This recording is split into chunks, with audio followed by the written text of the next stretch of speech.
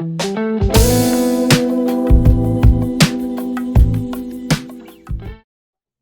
bop, bop, bop, bop.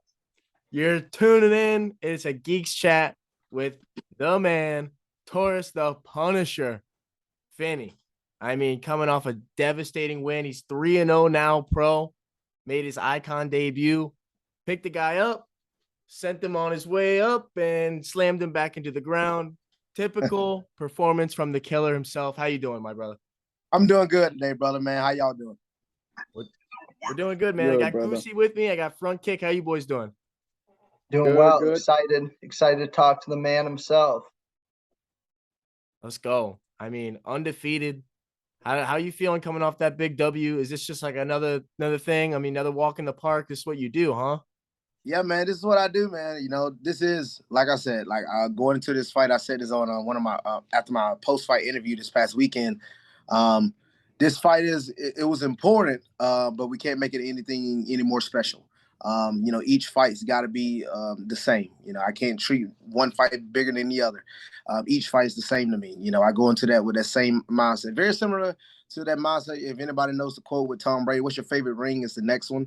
You know, what's my favorite fight? It's the next one. So I just got to keep working to get better every day. And I was excited for the opportunity, no doubt. I mean, getting a chance to fight in front of Jorge Masvidal, fighting on Icon, man, that was fun. Fighting on UFC Fight Pass, that was fun. But you can't make it any more special. You still got to go out there and do the thing. It's still a fight. So I was glad I was able to go out there and do the thing. So 100%, man. That was an epic performance. And then, of course, you come out. You've got you can't forget. You know, I mean, what's The Rock cooking? What's the influence there? Are you just a huge fan?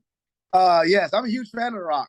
So I'm a big pro wrestling fan. So it's so fun. Look, it's funny that I got into fighting, but I am a huge pro wrestling fan. Actually, last week, the week before my fought, it was SummerSlam came to Nashville, and I went. You know, I definitely had to get. I'm a big WWE fan, and now I've fallen off watching a little bit lately. You know, it's a little different than what it was when I was growing up, but but I still enjoy it. And I'm a big pro wrestling fan, and my favorite wrestler is The Undertaker. But I love The Rock, I love Cena, I love Stone Cold. You know, I love all those guys, man. So, anytime, like, I'll never forget when the first ever time I said, man, I always want to do, like, If You Can Smell.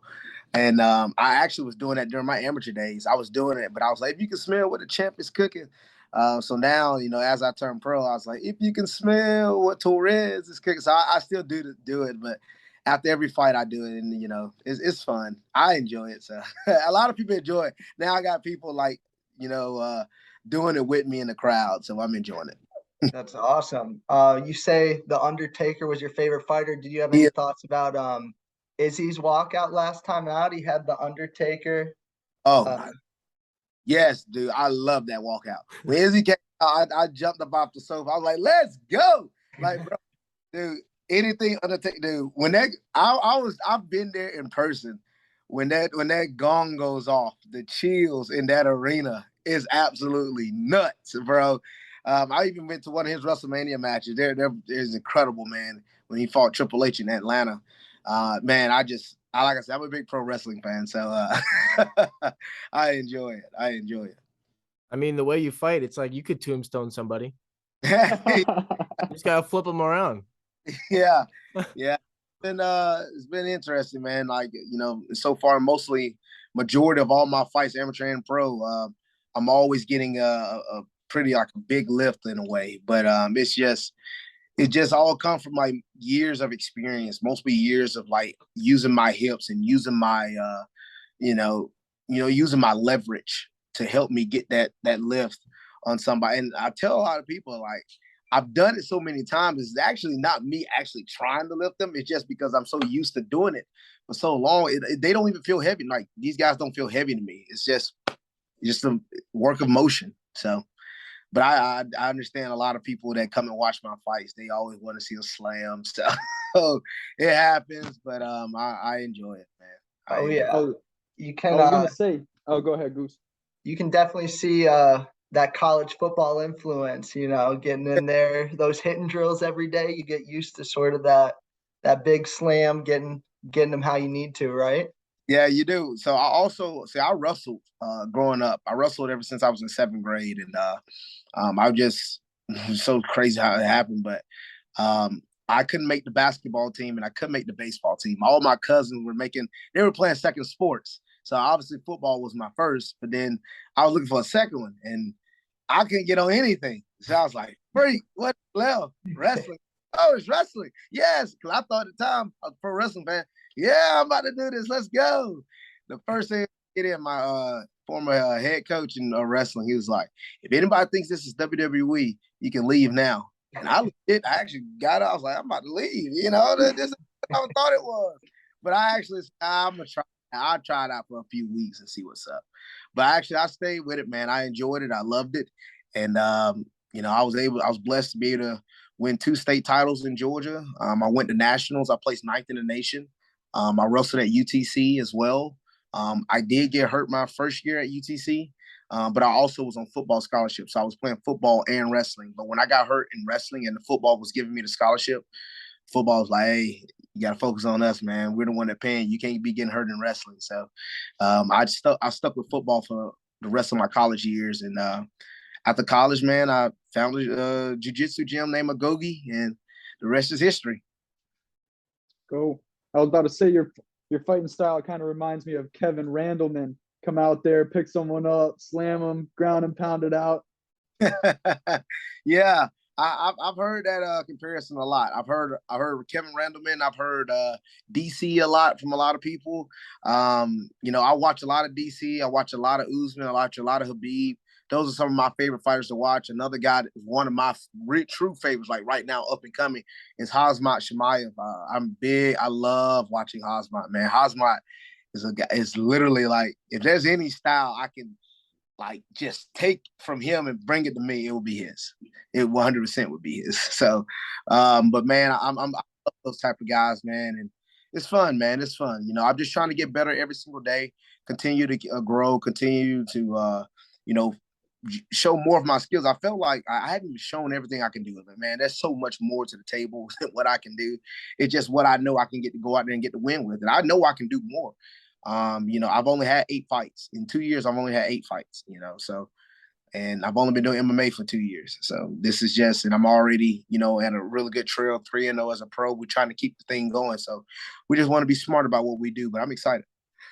Mm-hmm. No, I mean, your trajectory is only going, skyrocket up, especially with my boy Ray, but, back to the mix. Tell us more about what you're doing over there at Agogi.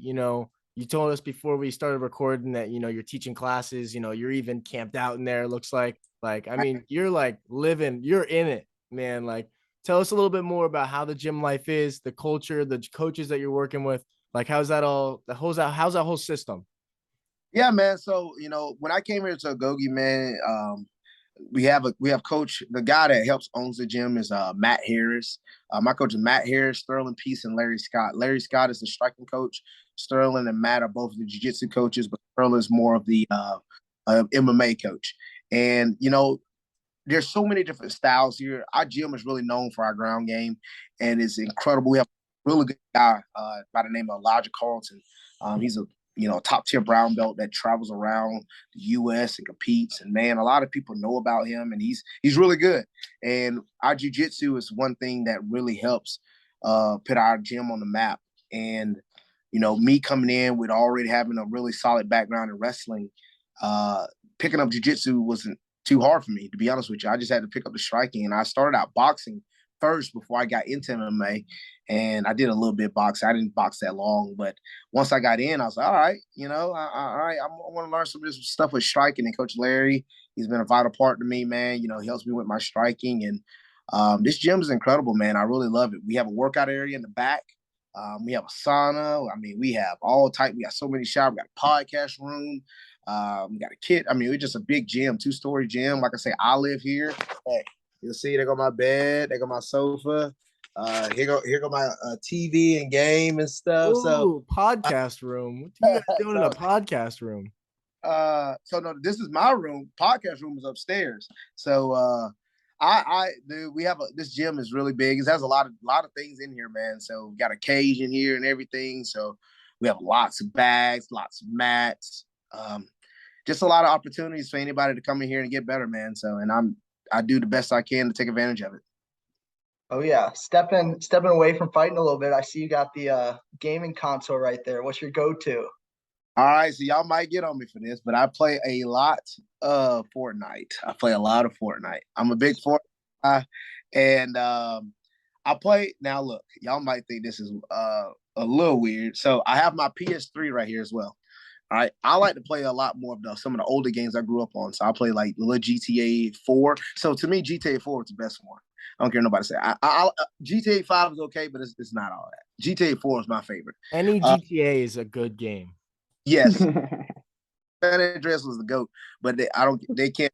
The way they remastered it's not that good on the PS4 or PS5, so it's all right. But I'll play a lot of Legos, Lego Star Wars, Lego superhero. Like, dude, I love those Lego games. I don't know why, but those Lego games are my favorite, man. I love those. Every time one comes out, I gotta get it. So I'll be playing Lego games. I know, but man, yeah, this sometimes be my downtime, but if I'm not doing a private or teaching class or have class myself. So I train from nearly about 2 to 3 times a day, including working out. I have a strength and conditioning coach, Gannon Hampton, John Hampton. They do my strength and conditioning. It's called Peak Kinetic Performance. So I do that nearly every single day. So when I'm outside of camp, I do about 3 times a week. But in camp is every day. And then, then also training every single day. So I just got done training anyway, so I'll be training again tonight. So it's my life, man. I enjoy it. Oh yeah. I was gonna say, with your fight style, how much does cardio come into play in your camps? And I feel like with cardio, you could just be such a force with your takedowns, ground and pound. If you can't get tired, I feel like you're unstoppable. That is actually the key to exactly what I'm doing. So a lot of people see me, they look at me, they're like, man, that's a huge guy. He's muscled up. Those muscles are only gonna last so long. Yeah. I love when they say that, because literally for the past year and a half, because of this, one of the biggest reasons why we have PKP is to work on a guy like me, to allow a guy like me to be able to go as fast as I can for as long as I can. And I can push the pace. I'm a big guy about pushing the pace constantly. My cardio is one of my weapons.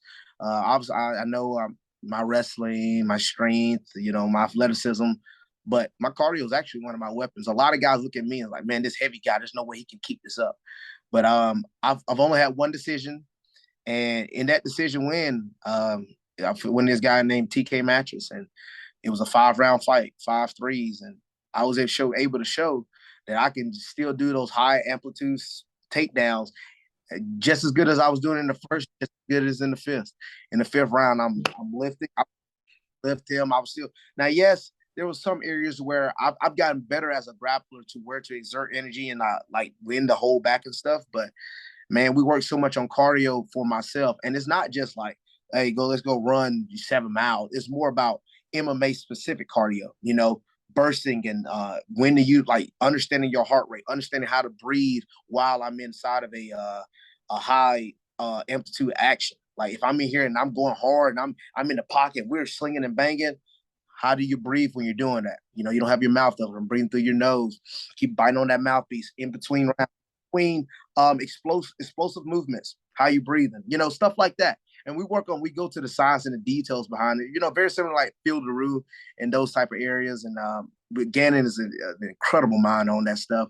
And I have Brian Ring helping me on weight cuts, because I walk around sometimes around 215 to cut to 85. So my weight cuts go really good. They've been so good every time I've done the cut. And man, my cardio is one of the things that I actually enjoy, because I can push the pace. I'm just as fresh as I was in the first, and sometimes I am in the third. And I'm ready to go, go, go, go, go. So you got to be able to stop me for those entire 3 rounds. I'm all about, like, I game plan, but when I go into a fight, it's more of, can you stop me? Because I'm going to go in there and do me. I believe if I go in there and be me, nobody can beat me at my best. And if you can't stop me, then you're going to be in a long for a long night. Mm-hmm. Yeah, common topic is the weight cut. I mean, how do you go about, losing what you say, 30 pounds? How do you go about doing that? Because, there's a lot of people out there that, have their opinions on how they should do it and how people shouldn't do it, and the dangers of it, really. So, like, give us an insight on how you really get down to that one, that mark. Well, we go by the guy named Tyler Minton. So Tyler Minton, he's done weight cuts for DC. He's done it for Usman, Kobe Covington, like a lot of the top tier guys in the UFC. So my coaches, they paid for him to do my first weight cut. It was my last amateur fight, so we paid him to do my first weight cut. And man, after we did it, we learned the cycle on how to do it, and it's worked for me ever since. You know, the weight cut is really good about how it's handled. It's about like me, how I eat, like proteins and fats, you know, only eating proteins and fats, light on carbs. So a lot of people think, well, I can't have no salt, it holds water, or I can't have this. Tyler Min is all big about like, okay, it's fine. You should eat something with salt, eat some chicken, go eat, a lot of meat, go eat some steak. Like it's the intake isn't so much with me. It's more the fact that how much carbs do I eat? And people gotta understand what's carbs. So you got good carbs, you got bad carbs. You know, obviously you got bread, candy, all that stuff. Those are like a little bit more of the bad carbs, but you got the good carbs like vegetables, fruit. But when it comes to like getting closer to the fight week, I'm actually cutting off vegetables and fruit because they're still carbs. All I'm eating is proteins and fats. So all I'll be eating most of the time is like chicken, steak, and eggs, and some cheese on like the cheese. I'm able to eat a lot of cheese and drink like 2 gallons of water every single day until the cut. And I just drop it off just like that. Like this last cut, the night I started, I dropped. So I start the cut. So I'm not cutting from 215, but I walk around 215. I'm starting to cut from around 202, 203. I lost 12 pounds in the first night. And when I woke up, I lose, like, it's so crazy. When I wake up like 2 pounds less. And then all I had to do was cut, a pound and a half right before the weigh-ins. And it just went off just like that. And then when I stepped back in the cage, I was 205 when I stepped back in the cage. Jeez, it almost makes you think if you can go lower. Yeah. Yeah, I've heard, dude. I'm gonna tell you something. You're gonna have to take something for me to get to 70. You're gonna have to take something for 70. That would be brutal. That would be brutal. Yeah, no, stay where you're safe. Yeah. And so last time out, you got the bump up UFC Fight Pass, incredible performance, electric on the mic after. What's the plan going forward? Are you staying with IKON or testing the waters here? Man, we're trying to see, man. I was talking to Ray, Ray has been so helpful to me. First round management has been so helpful to me, but Ray has been an incredible agent, and he's just been really big on like helping me throughout our process. And we're just trying to see, like we was talking not too long ago. I am 23. I'm young. I'm already 3-0. Just let's just see. You don't want to rush it too fast. I know a lot of people get at Sean O'Malley. I know a lot of people get at some of these other guys about how they take on their path. But you want to be mindful and you want to be smart about how you take these certain paths, how you take these certain fights. And I feel like you just take it fight by fight, man. I don't know what's next. Maybe I get back in there before this year ends or get back in at the beginning of next year. But I have reached my goal. My goal was to hit 3 fights on the year. So if I hit a 4th, that's a cherry on top, so we just want to be smart about the fight career. We've done it well so far. So we want to continue to do it well. And man, if I get out, a lot of the guys at IKON were saying they want me back. So if we get an opportunity to get back on there, hey, we'll get back on there, man. We'll definitely, we'll be ready. Oh yeah, that's awesome. I heard the rumors that he wanted the rematch, huh? Yeah. Did he tweet something? Oh my gosh. If you can hear the video, all right. Do y'all hear on the video where he says I'm done? No, I couldn't really hear it all the way when I was watching it. Okay, so if you go back, it's on YouTube now. It's on my Instagram, on my YouTube page. But you can go back to the finish. You can literally hear him say, you can listen. And he'll say, I'm done. And I heard him saying it. And then the referee, he'll say, are you done? I'm done. And then that was it. So I heard it, and like everybody around me, we've seen it, the video live. Even when UFC Fight Pass posted it on their Twitter page, you can hear him say it. And I wasn't even the one that even seen it yet. Like some of the guys were sending it to me. He did say he was done. That's crazy. Like I didn't know I didn't know the video could pick it up. Cause I thought, a lot of people like, man, it's just his word against the other. But it's picked up on the video. You can hear it, so he said it. Yeah, I mean, yeah. No, yeah. that sounds a lot like that incident last weekend where Stephanie Egger, I guess, tapped and then got up and was saying she didn't tap and the ref didn't hear it. So that's a crazy coincidence. It is. But I mean, regardless of the fact, when you're in a fight, all right, the referee tells us this all the time. Defending yourself doesn't mean I'm covering up doing this. That's not defending yourself. You're still taking a beating. Like you have to actually fight back and move. That's defending yourself. Defending yourself, me balling up and like, oh, well, I'm not getting hit in my head, or I'm not getting hit on my chin or in my face. That doesn't mean you're defending yourself. It's always that is said in every rules meeting ever in the history of every MMA fight. In any MMA promotion, in any MMA event, the referees always tell you, defending yourself does not mean balling up and covering up. You have to actually defend, move, like get from that position. So when the referee like yells, you got to defend yourself, Me just doing this, that's not defending. I'm not fighting back. I'm just surviving it. So, and if the referee feels that your health is at danger, he's going to stop the fight. Yeah, these are the facts. And we're not going to keep you here all afternoon. We'll let you get back to it. But I got to ask you one question I like to ask everybody before I get them off of here. And that's, if you had to have a finish, right? You can draw it up perfectly on a piece of paper and turn it in. What is it going to be? Is it going to be like a Jorge Masvidal 5-second knee across the octagon? Is it a slam? Is it a submission of some sorts? What is it? So if I would say, now the funny thing is, now I do have the fastest finish in Tennessee history. It is 5 seconds. It's on my page. A front kick to the stomach, and he falls over, and I ground and pound his head in like a basketball almost, and finished. But if I had to come up with an ideal dream finish, it would be a slam. I would love to lift somebody up almost all over the cage and bring them down and on the impact. I would love to do that. That would be something special. So we might see it one day. Everyone might see it one day. So imagine the photo. The guy would just be like skyrocketed, and you're just like looking into the camera. Oh, that'd be great. Yeah. So yeah, man.